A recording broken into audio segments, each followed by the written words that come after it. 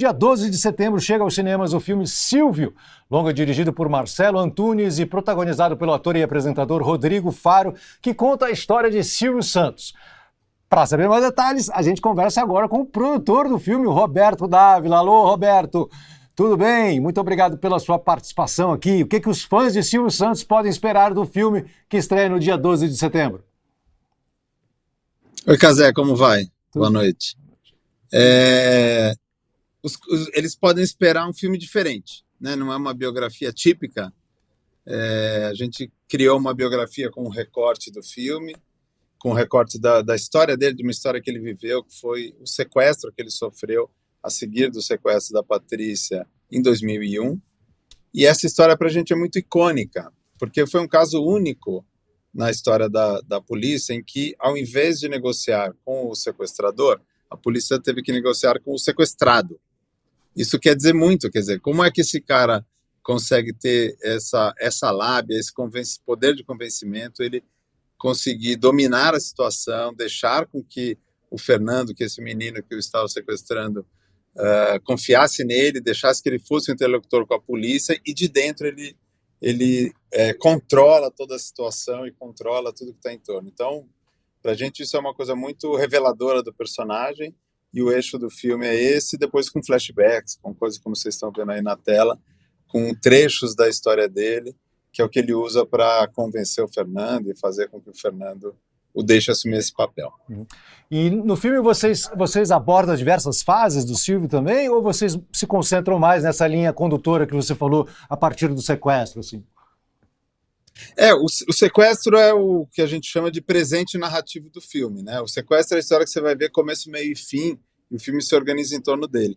E aí, nos diálogos com esse menino, com o sequestrador, com o Fernando, que está ali apontando uma arma para ele vai contando partes da sua vida que tem a ver com esse momento presente, que tem a ver com a situação, e aí, nesses flashbacks, aí entram os trechos da vida dele, e esses flashbacks eles vão desde ele sendo camelô até a década de 80, quando ele de fato consegue a concessão do SBT, e aí termina por aí, mas é um longo percurso, são muitos momentos da vida dele que a gente aborda no filme. Esse sequestro foi realmente um momento muito marcante, né? E marcante da televisão também, né? Porque teve uma cobertura ao vivo disso. E eu lembro que na época, se não me engano, era o Fernando Henrique Cardoso, que era presidente, chegou a ligar para ele depois do sequestro ter sido resolvido, falando: pelo amor de Deus, Silvio, você não pode parar o país, você tem que ter um segurança, tem que ter alguém te acompanhando, porque senão o Brasil para quando acontece uma coisa como essa. Bom, o Silvio Santos fez parte da vida de todos nós, né? Como é que o Silvio fez parte da sua vida e por que você escolheu fazer um filme sobre ele? Olha, é muito difícil fazer, a gente já fez mais de uma vez aqui biografias, é muito difícil você fazer biografia, né? Você não consegue contar a história de vida da pessoa inteira, você precisa sempre, o que a gente chama de um recorte, o que a gente chama de um momento marcante da vida que revele, que seja suficiente para você entender quem é aquele personagem, por que ele merece ser biografado, qual é a força dele, qual é a natureza dele. E aí essa premissa desse momento, desse sequestro, e essa volta que ele dá, porque de fato, como você bem lembrou, e aí você tem imagens que a gente reproduziu da própria entrevista que depois, foi curioso, né, porque a Patrícia foi sequestrada, ficou uma semana fora, e aí eles pagaram o resgate, ela voltou, e no dia seguinte, o mesmo sequestrador voltou na casa dele. Ele foi o primeiro grande caso de cobertura da imprensa, porque foram 7 horas, e o cara entrou às 7 da manhã, foi até o meio da tarde, e aí todo mundo entrou ao vivo. Então, de alguma maneira, ele mobilizou todas as televisões ao mesmo tempo, e esse circo de mídia que agora às vezes acontece em torno de grandes fatos, foi esse talvez uma pedra inaugural. Isso que para a gente é um objeto de interesse, como início, e depois, quando a gente se mete a fazer um filme, a gente vai fundo na investigação de quem é esse cara, quem é esse personagem, quem é o ser humano por trás da figura que a gente se relaciona só através da tela de TV, né? Foi muito interessante assistindo o trailer do filme, eu não assisti o filme ainda, mas o momento em que o Silvio liga para a polícia, né? E ninguém acredita. é o Silvio Santos. Aí fala, não, porra, pelo amor de Deus, tá bom, mas é outra pessoa. Como é que foram as negociações com o Silvio, cara? E com a família dele?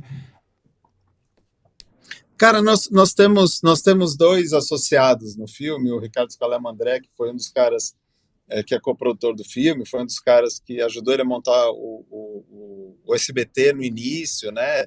Foi um executivo da Globo, depois do SBT, depois voltou para a Globo e tudo mais, e portanto muito próximo, muito conectado ao Silvio. E a premissa veio lá do Guga Oliveira, também muito amigo do Silvio, também um interlocutor dele. E, no entanto, não houve negociação, não houve participação do Silvio e da família, e do SBT, e das suas empresas, na realização do filme. Porque, de fato, ele, para esses interlocutores próximos dele, dizia, olha, eu não quero fazer esse filme, não quero fazer um filme sobre a minha vida. Portanto, não autorizo. Eu tampouco desautorizo, mas vocês façam se quiser, você só não procura as minhas empresas, não vai lá pedir dinheiro, etc. Então. E, curiosamente, depois que a gente entrou nessa empreita e desenvolveu e tudo mais, e chamamos o Rodrigo Faro para representar esse papel, o Rodrigo já há 15 anos afastado da atuação, né? Já estava só como apresentador por muito tempo, isso era um desafio também para ele voltar a atuar. Ele, por respeito, se sentiu na obrigação de ir lá pedir licença. Então, o Silvio recebeu no camarim, nos bastidores do programa dele, e ele gravou um vídeo disso, a gente tem esse vídeo, ele dizendo, Silvio, me convidaram para fazer isso, o que você acha disso? E o Silvio dizendo, pô, dou minha bênção, eu acho que está muito bem representado, acho que escolheram um excelente artista para isso e tudo mais. Inclusive chamou ele e pôs ele para dentro do programa lá, eles ficaram uns 20 minutos no ar falando sobre o filme, etc. Na época, na ocasião, isso foi faz tempo, isso foi 2019, acho. Um filme demora muito tempo para ser feito, né? E a gente está nessa empreita aí. Sim, entendi. Então vamos lá. Ele não participou, então não houve uma negociação, vocês fizeram contato, então ele falou que não autorizava nem desautorizava. Você acha que isso tem a ver com aquela história da cartomante? Porque tem uma história, né, que uma cartomante na Flórida teria falado para ele que se fizesse um filme sobre a vida dele, ele poderia morrer e tal. Você chegou a ouvir alguma história nesse sentido? Cara, eu vi, tem esse folclore mesmo. Ele não declarou isso pra gente, né, para as pessoas que falaram com ele ali. E um pouco na minha cabeça também isso foi quebrado quando ele fez 80 anos. As próprias filhas, por iniciativa delas, quiseram prestar uma homenagem, fizeram um documentário sobre a vida dele, um documentário longo, de 1 hora e tanto. E à época ele pegou esse documentário e engavetou.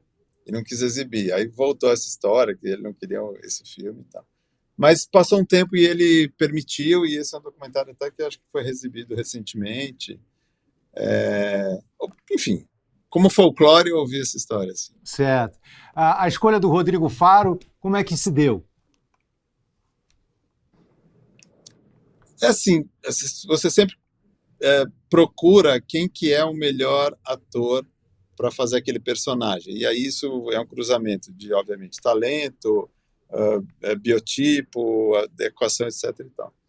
Quando a gente pensou no Rodrigo, e é um pensamento justamente um pouco diferente, em função dele não estar atuando como ator, né? Não estar perseguindo a carreira de ator mais, mas para a gente fez um total sentido, porque caiu essa ficha de que, puxa, o cara é um ator, ele é um bom ator, ele tem o treinamento de ser ator, viveu disso muitos anos, né? Ele foi ator desde ator mirim. E hoje em dia ele é um apresentador, então ele conhece os dois mundos, né? Às vezes você pega um esportista para representar um esportista, mas aquela pessoa não é um ator ou não é uma atriz, você tem que dar um super treinamento para aquela pessoa conseguir estar na tela. E aí o Rodrigo, obviamente que a gente fez muita preparação, ensaio e tudo mais, mas ele já tem o ferramental. Então para a gente era uma coisa natural, era só depois chegar a convencê-lo a isso, né? E desde o primeiro contato, ele primeiro ficou muito abismado com a possibilidade, mas depois com muito entusiasmo, porque ele não tinha essa perspectiva de voltar a atuar, e se fizesse alguma coisa, seria para prestar uma homenagem para este cara, que é a sua grande referência na sua profissão atual, que é ser apresentador. Então acabou juntando a fome com a vontade de comer.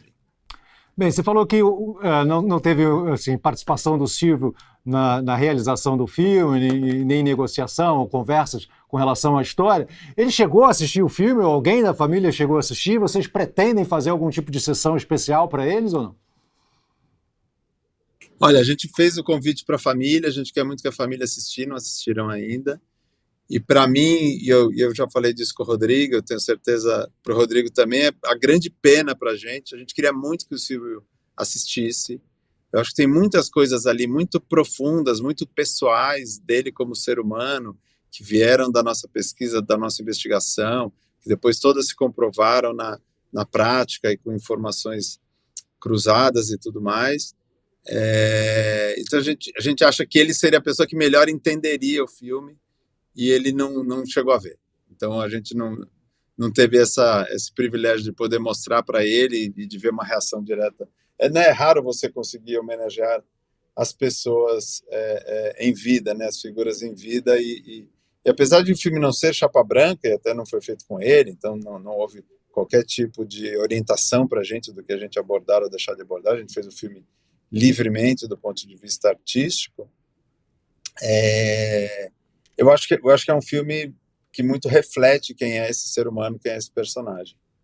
Bom, o filme chega aos cinemas dia 12 de setembro, né? E vale a pena a gente destacar que essa era uma data que já estava marcada, não tem nada a ver com a eventualidade da passagem do Silvio, né? Dia 12 de setembro, vamos fazer a chamada então. Você, meu querido Roberto Dávila, é o Silvio Santos. Vai lá, vamos lá. Nesse momento você vai fazer a chamada para as pessoas assistirem o seu filme Silvio nos cinemas a partir do dia 12 de setembro.